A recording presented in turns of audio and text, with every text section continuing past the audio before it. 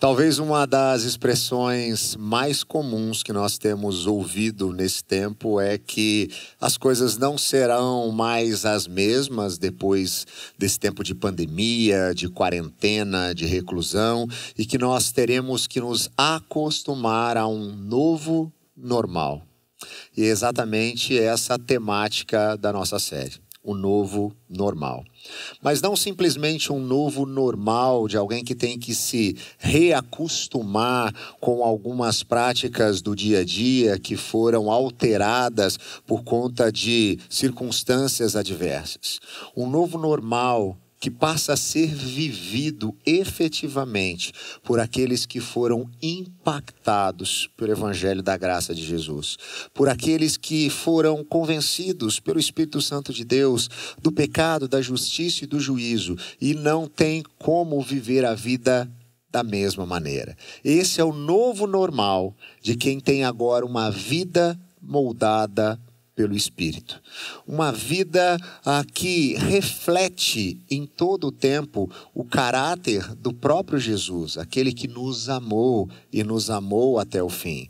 Quando nós nos tornamos, então, discípulos de Jesus, quando nós compreendemos o Evangelho da Graça, quando nós nos percebemos eleitos de Deus, nesse momento, não há como viver da mesma maneira. Não dá para continuar na normalidade. Nós precisamos de um novo normal.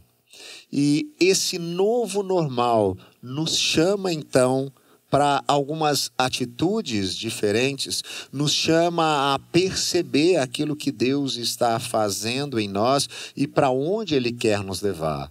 E hoje eu queria, então, conversar com você que dentro desse novo normal e uma vida moldada pelo Espírito, nós somos chamados para a maturidade.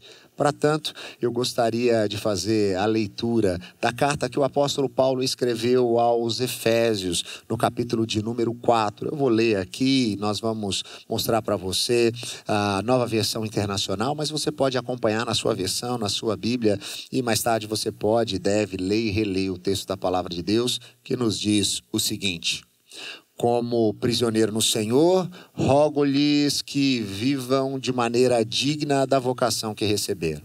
Sejam completamente humildes e dóceis, e sejam pacientes, suportando uns aos outros com amor. Façam todo o esforço para conservar a unidade do Espírito pelo vínculo da paz. Há um só corpo e um só Espírito, assim como a esperança para a qual vocês foram chamados é uma só. Há um só Senhor, uma só fé, um só batismo, um só Deus e Pai de todos, que é sobre todos, por meio de todos e em todos.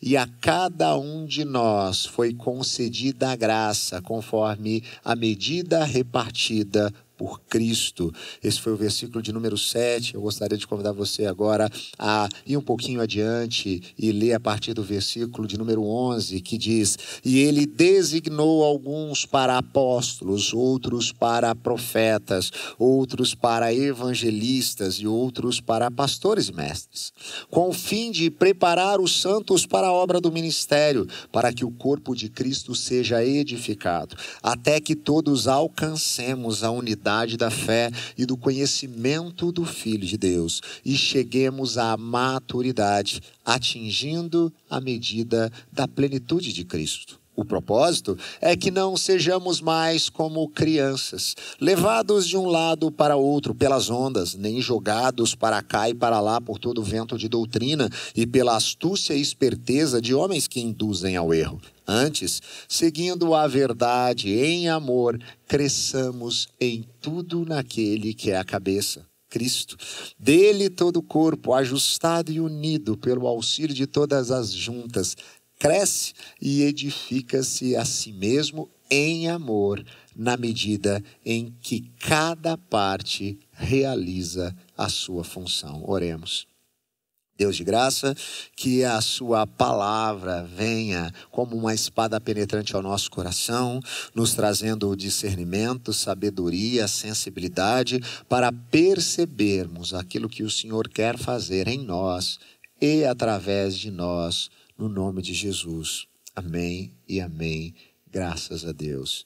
Se nesse novo normal, nessa vida de alguém agora que é moldado pelo Espírito Santo de Deus, nós somos chamados à maturidade, eu quero conversar com você nessa noite sobre algumas características de um cristão maduro. Se esse de fato é o propósito de Deus para nós, que nós caminhemos na direção da maturidade, se esse é o chamamento dele para nós, que nós possamos nos tornar maduros, quais seriam então características desse discípulo, dessa discípula de Jesus, que efetivamente caminha para a maturidade, vive essa maturidade? Ora, a primeira coisa percebida aqui é que esse cristão maduro compreende a sua vocação. Logo no versículo 1 do capítulo de número 4, nós lemos: como prisioneiro no Senhor, rogo-lhes que vivam de maneira digna da vocação que vocês receberam.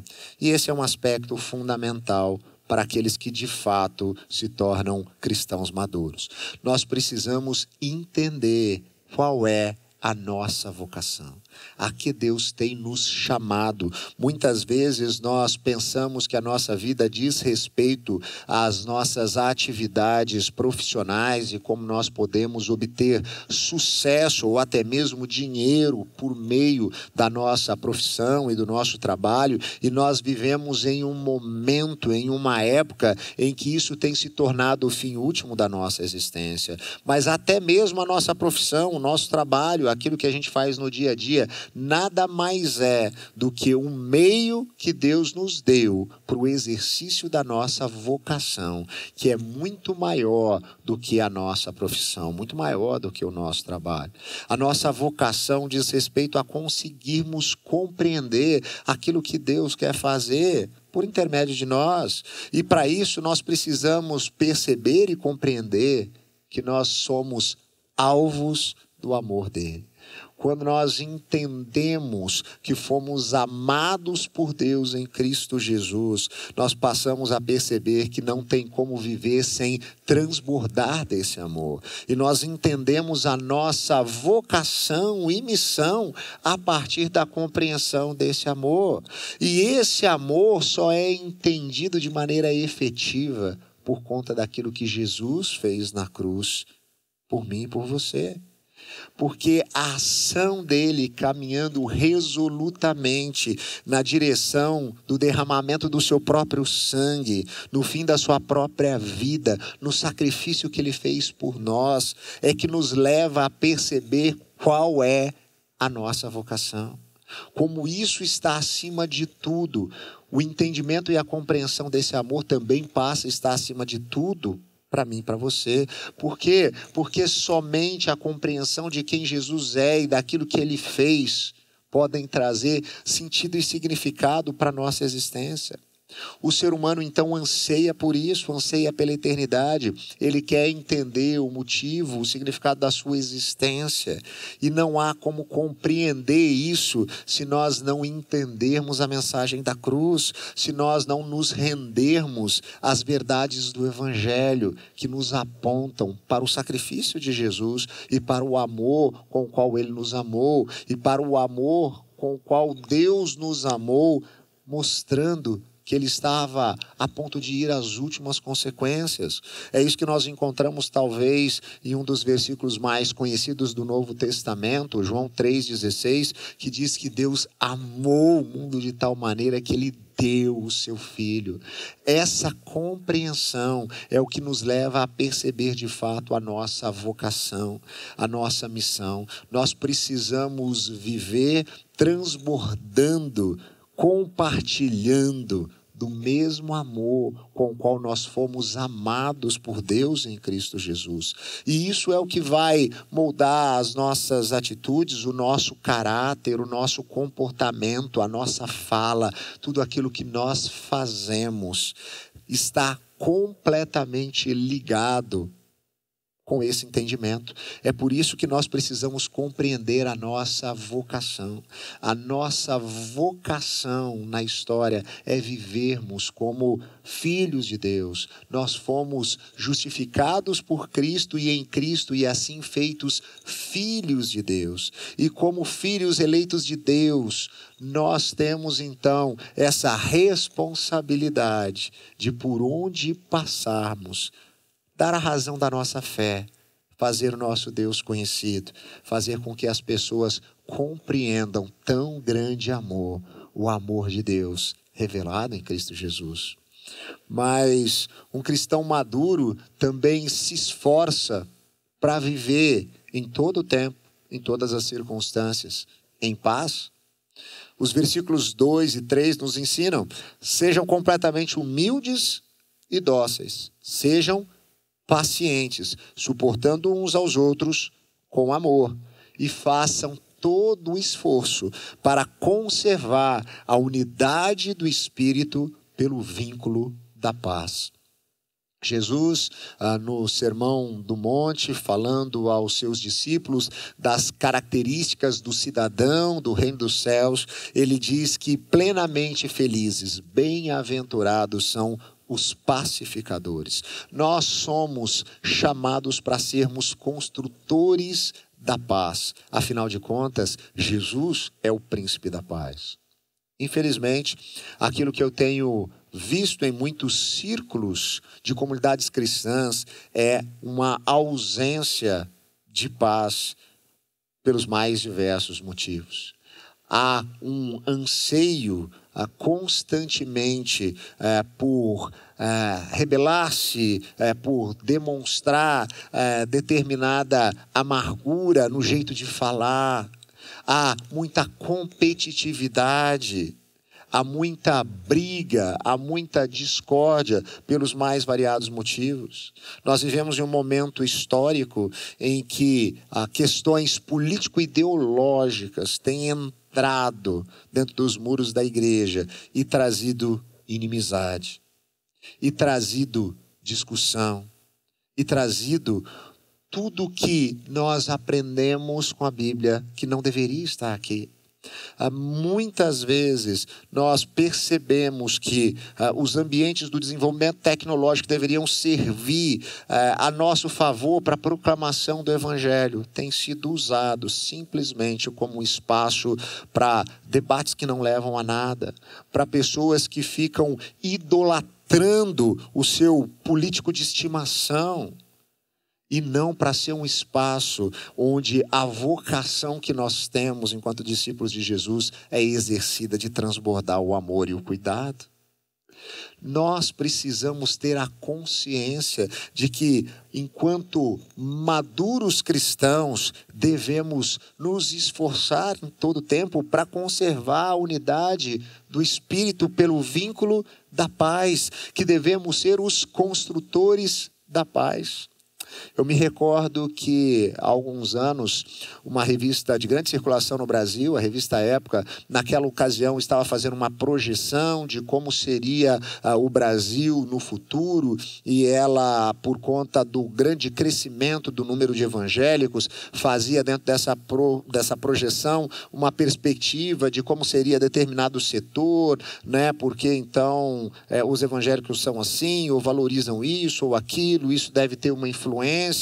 E aí, quando chegava no que diz respeito à violência, ela dizia na matéria, não se há certeza se um Brasil mais evangélico será um Brasil menos violento. E isso deveria por si só ser uma incongruência, porque se de fato esses discípulos e discípulas de Jesus estivessem vivendo como cristãos maduros, o natural é que sim, cada vez menos a violência fosse percebida, seja ela física ou verbal, porque afinal de contas, Jesus, o nosso Rei, Ele é o príncipe da paz. Eu e você somos chamados a sermos construtores da paz. Esse é o papel de um cristão maduro. Eu queria desafiar você nesse novo normal a olhar de maneira muito prática para como você tem vivido nessa perspectiva. Como tem sido o seu comportamento nas redes sociais, no diálogo e na discussão com aqueles que talvez tenham algumas perspectivas diferentes da sua sobre determinado assunto? Será que nós temos, de fato, nos esforçado para conservar essa unidade e vínculo da paz? Será que não é tempo de nós, caminhando na direção da maturidade, repensarmos aquilo que tem nos levado, muitas vezes, a brigar e a discutir nas nossas mídias sociais? Que a paz, de fato, seja algo que possamos perseguir. E mais, um cristão maduro, ele não se vê como um indivíduo, ele se vê como parte de um corpo. E isso é algo maravilhoso. Quando nós falamos da salvação em Cristo Jesus, nós não podemos pensar isso numa perspectiva meramente individual. Sim, a salvação em Cristo Jesus, ela é pessoal, mas nunca individual, porque ela se dá num contexto comunitário. Porque tudo que nós somos chamados a viver enquanto discípulos e discípulas de Jesus, nós somos chamados a viver em comunidade. Nos versículos 4 e 6 de Efésios 4, nós lemos: há um só corpo, um só espírito, assim como a esperança para a qual vocês foram chamados é uma só. Há um só Senhor, uma só fé, um só batismo, um só Deus, Pai de todos, que é sobre todos, por meio de todos e em todos. A presença do Espírito Santo nos torna um só corpo. Apesar de termos histórias diferentes, virmos de vários backgrounds diferentes, de várias experiências diferentes, nós nos tornamos um só corpo.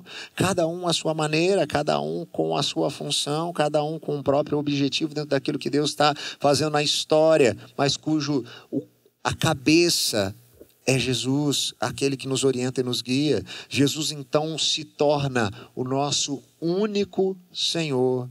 E aquilo que nos une é o amor com o qual Ele nos amou. É por isso que, apesar de muitas vezes nós estarmos num ambiente comunitário em que temos pessoas muito diferentes de nós, que tiveram histórias de vida completamente diferentes da nossa, que talvez têm perspectivas ideológicas diferentes da nossa, ainda assim nós estamos unidos, porque aquilo que nos une é o amor com o qual nós fomos amados em Cristo Jesus. E Deus então age em todas essas pessoas e por meio de todas essas pessoas que Ele tem chamado para si, cada um à sua maneira. E que nós possamos perceber a importância de cada um dentro desse mesmo corpo e como nós precisamos efetivamente um dos outros. É por isso que no Novo Testamento nós encontramos com tanta constância aquilo que nós chamamos de imperativos de mutualidade, aquilo que nós devemos fazer uns pelos outros, portar uns aos outros, encorajar uns aos outros, amar uns aos outros, porque somente juntos, como parte desse mesmo corpo, é que nós podemos progredir, nós podemos caminhar na direção daquele que o cabeça, que é Cristo, está nos levando naquilo que Deus quer fazer por intermédio de nós aqui na história. Mas também nós aprendemos com esse texto que um cristão maduro coloca em prática os seus dons, os seus talentos, a habilidade que Deus deu. Ele passa então a conhecer mais a si mesmo. Nós encontramos aqui no versículo 11 aquilo que nós conhecemos como as doreias, né? Que tem a ver com os dons para o exercício, para a administração da liderança, para que efetivamente a comunidade dos discípulos possa caminhar para o centro da vontade de Deus, que é boa, perfeita e agradável. Nós lemos: e Ele designou alguns para apóstolos, profetas, evangelistas e outros para pastores e mestres. E aqui nós percebemos a importância de nós conhecermos a nós mesmos. Para colocarmos em prática aquilo que Deus quer fazer por meio de nós, nós precisamos conhecer mais quem nós somos. O que Deus fez até aqui na nossa história. Talvez algumas situações que você viveu e que você sempre se questionou por que você teve que passar por aquilo, tem a ver com o que Deus estava construindo na sua vida, na sua história, e preparando você para aquilo que Ele queria usar, para aquilo que ele usaria como um instrumento nas mãos dele, para poder abençoar a vida de outras pessoas, para poder subverter as estruturas ao nosso redor que estão contaminadas pelo pecado. Para isso nós precisamos nos conhecer diante de Deus e perceber aquilo que Deus está fazendo na nossa vida e o que Ele está construindo na nossa história. E não há melhor maneira de fazer isso do que em intimidade com aquele que nos fez. Quando nós oramos, eu costumo dizer, nós ganhamos sensibilidade para perceber aquilo que Deus está fazendo em nós. Quanto mais intimidade você tem com Deus, mais você conhece a você mesmo. Porque quando você conhece aquele que te criou, você vai conhecer e saber para que Ele te criou. Então você vai poder, conhecendo a si mesmo, efetivamente caminhar na direção daquilo que você foi criado, preparado e chamado para fazer, para viver e para existir, colocando em prática os dons, os talentos e as habilidades com as quais você foi capacitado pelo próprio Deus. Ainda, um cristão maduro conduz outros à maturidade. É isso que nós lemos nos versículos 12 e 13. O objetivo, daqueles dons recebidos que Deus nos concedeu e com os quais Ele nos capacitou é para que nós possamos preparar os santos de Deus para a obra do ministério, para que o corpo de Cristo seja edificado, até que todos alcancemos a unidade da fé e do conhecimento do Filho de Deus, e então cheguemos à maturidade, atingindo a medida da plenitude de Cristo. Quando nós nos tornamos maduros, um dos principais papéis para nós é conduzir outros na direção da maturidade. A nossa transformação, ela é contínua, ela não para.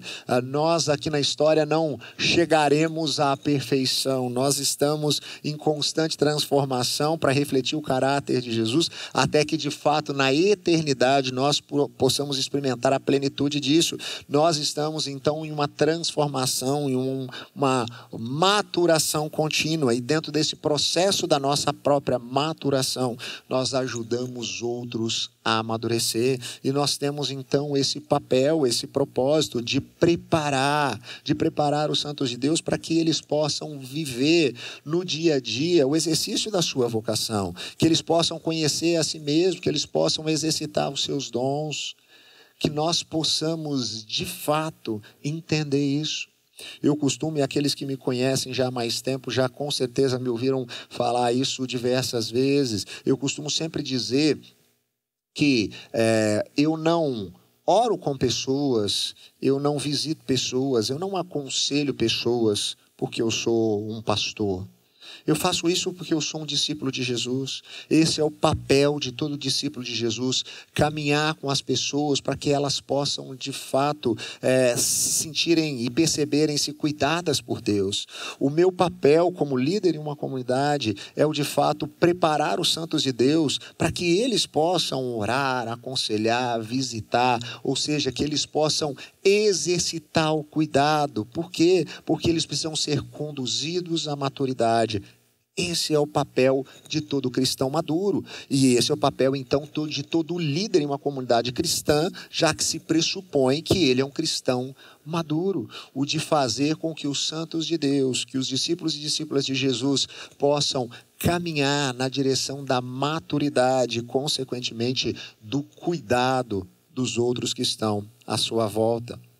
Mas esse cristão maduro que tem essas atitudes práticas de caminhar cada vez mais na direção da maturidade, não pode ser superficial e raso, nem no seu relacionamento com Deus, nem no seu conhecimento sobre Deus. Ele precisa ter profundidade, uma profundidade na sua espiritualidade, ele precisa ter uma profundidade bíblico-teológica.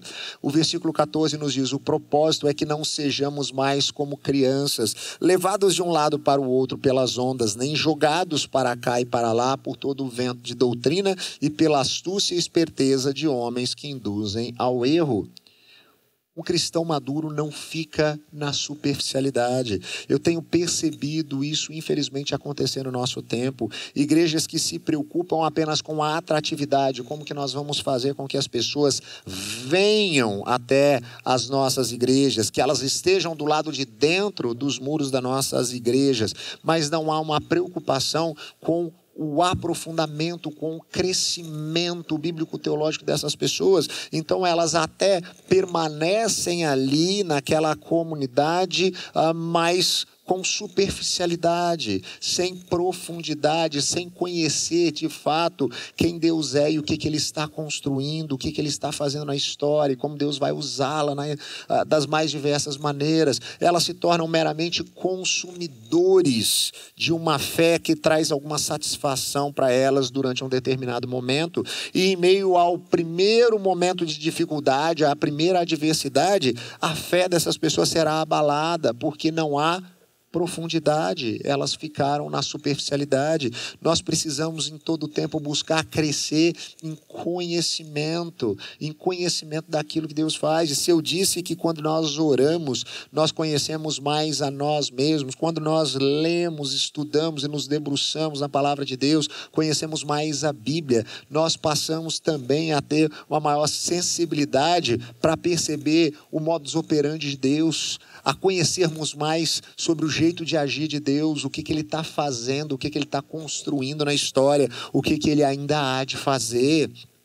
E isso desenvolve o nosso discernimento. E aí nós conseguimos olhar para aquilo que está acontecendo, como a situação que nós estamos vivendo, né, de uma pandemia, de tanta adversidade, de tanta incerteza, e ter discernimento para perceber o que Deus está fazendo, e aquilo que Ele quer construir na história, e como Ele está usando isso para nos conduzir cada vez mais a uma maturação. Nós vamos desenvolvendo esse discernimento do que Deus está fazendo e de como Ele está fazendo. Ainda, um cristão maduro busca viver cheio de graça e de verdade. Nos versículos 15 e 16 de Efésios 4, nós lemos: antes, seguindo a verdade em amor, cresçamos em tudo naquele que é a cabeça, Cristo. Dele todo o corpo, ajustado e unido pelo auxílio de todas as juntas, cresce, edifica-se a si mesmo em amor, na medida em que cada parte realiza a sua função. Você percebe como estamos interligados, como o amor com o qual nós fomos amados por Deus em Cristo nos uniu, como esse processo da nossa maturação nos leva a auxiliar outros a também caminharem na direção da maturidade. Tudo isso está interligado, então é fundamental que nós possamos refletir o caráter de Cristo em tudo e em todo o tempo. E o Evangelho de João nos ensina que Jesus viveu cheio de graça e de verdade e graça. Ora, Jesus era gracioso, compassivo e amoroso com o pecador, com o ser humano infiel. Jesus conseguia olhar para aqueles que estavam perdidos e se compadecer deles, e no seu coração sentir a miséria que eles viviam e ter misericórdia deles. Ele agia dessa maneira com amor, amorosamente, com graça, graciosamente. Mas Jesus também agia com verdade. Ele agia de maneira que luz pudesse ser lançada sobre essa pessoa e ela pudesse se perceber pecadora, se perceber devedora diante de Deus, perceber como seu coração estava distante de Deus e como que as suas atitudes trariam caos para a sua própria vida e para todos aqueles ao seu redor, e que ela precisaria mudar, não pela sua capacidade, mas pela ação do próprio Espírito. Então Jesus apontava isso com verdade. Ele era aquele cheio de graça e verdade, verdade e graça. Nós também precisamos viver cheios de graça e verdade. É aqui que ele diz que nós devemos seguir a verdade em amor, ou seja, nós devemos sim confrontar o pecado, nós devemos sim auxiliar essas pessoas que estão caminhando na direção da maturidade a perceberem os seus erros, as suas falhas, mas isso deve ser feito não em discussão, não em apontamento de dedo, não em briga, mas isso deve ser feito com cuidado, com carinho, com compaixão. Isso deve ser feito graciosamente em amor. Verdade e graça, de maneira equilibrada. Um verdadeiro discípulo ou discípula de Jesus, que caminha na direção da maturidade, entende isso. Entende que precisa em todo o tempo experimentar esse equilíbrio. Eu sempre relembro aqui as palavras do pastor Tim Keller no livro Igreja Centrada, quando ele diz: o evangelho está no centro, porque o centro é o lugar do equilíbrio. Esse é o lugar que nós devemos estar em todo o tempo, no centro, lugar do equilíbrio. Por isso nós devemos refletir o caráter de Cristo em todas as nossas ações, atitudes, na maneira como nós lidamos com aqueles que estão à nossa volta, sempre cheios de verdade e graça, de graça e de verdade. Pense nisso, lembre-se disso. O propósito de Deus para a sua vida, para a minha vida, para a nossa vida, não é que nós sejamos felizes o tempo todo, que nós tenhamos todos os nossos desejos e as nossas vontades realizadas, como alguns têm vendido por aí essa grande falácia. Não é esse o propósito de Deus. O propósito de Deus para a minha vida e para a sua vida é que nós nos tornemos pessoas maduras. E é por isso que Ele nos chama e nos capacita à maturidade. Que nós possamos, de fato, viver esse novo normal, de uma vida que é moldada pelo Espírito Santo de Deus e que nos chama a esse amadurecimento. Eu quero nesse momento orar pela sua vida. Deus de graça, muito obrigado por tão grande amor derramado sobre nós, revelado em Cristo Jesus. Que o Senhor nos capacite a cada dia a caminharmos na direção desse amadurecimento. Que possamos ajudar uns aos outros durante essa caminhada. Que nós possamos, Deus, transbordar do amor com o qual o Senhor nos amou e que possamos viver efetivamente a nossa vocação. Que o Senhor nos dê sabedoria, entendimento, discernimento a respeito daquilo que o Senhor quer fazer através de nós. Nós oramos pedindo que o Senhor esteja nos guiando durante essa jornada dessa série, onde nós falaremos, ó Pai, desse seu propósito para a nossa vida, de uma vida de fato moldada pelo seu Espírito. Nós oramos agradecidos, pedindo que o Senhor nos capacite em todo o tempo, no nome de Jesus. Amém e amém. Graças a Deus.